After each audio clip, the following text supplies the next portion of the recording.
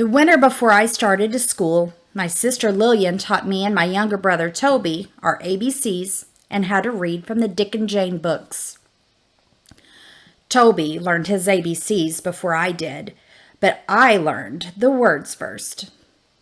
We would sit in front of the fireplace with our book. Mama would be in her favorite chair piecing together quilt blocks. And then came the day that we had to go to school. I remember my first day. You have heard over the river and through the woods to grandmother's house we go? Me, my older brother Charles, and my little brother Toby, well, we went through the woods 3 miles to Lower Doe Run school. When we got to the bottom of the last hill, we would meet up with the Hampton kids. We liked them. We had a man teacher, but I don't remember his name.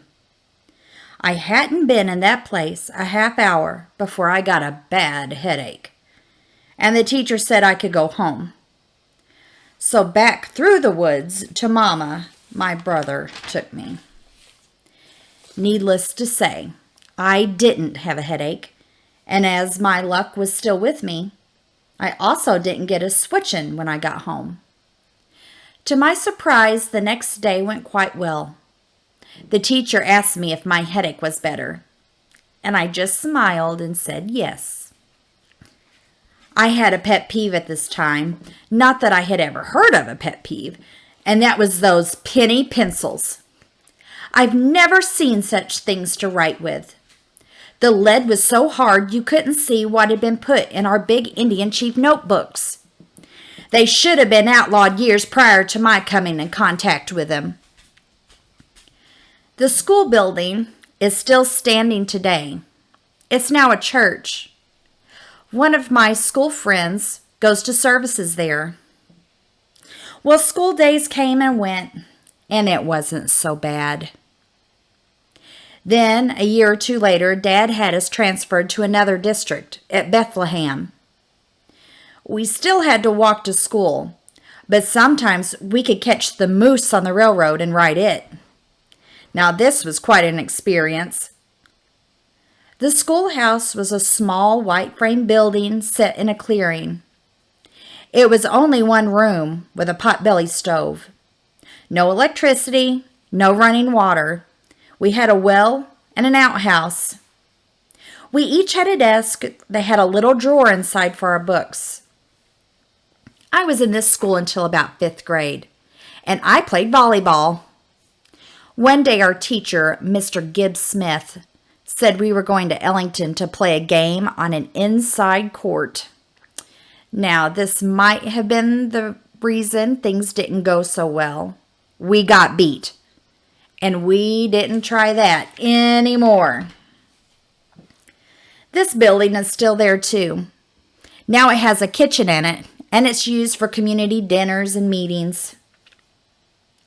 Maybe because the railroad went out, but anyway, we were transferred again to the Rolland Hill School.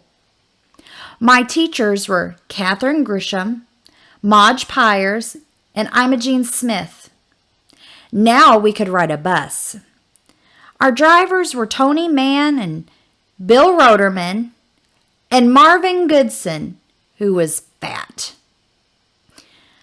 I went here until I was in 8th grade, and then I went to high school in Ellington. Volleyball was still a big thing. I remember Sanford Potter was whipped 7 times in one day. The teacher had a bell to ring to start school and call us in from recess. We all ate our lunch outside if the weather was good. We had spelling bees every Friday, and we had an adding match against outsiders. My school chum was Leota Hampton. Sometimes they would bring in a newspaper and we could read the funnies. Now, I didn't like high school. I couldn't see myself shut up in a classroom all day long, so far from home.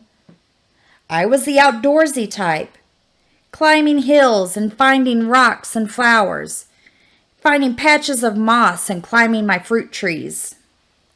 I still like plants and animals and rocks.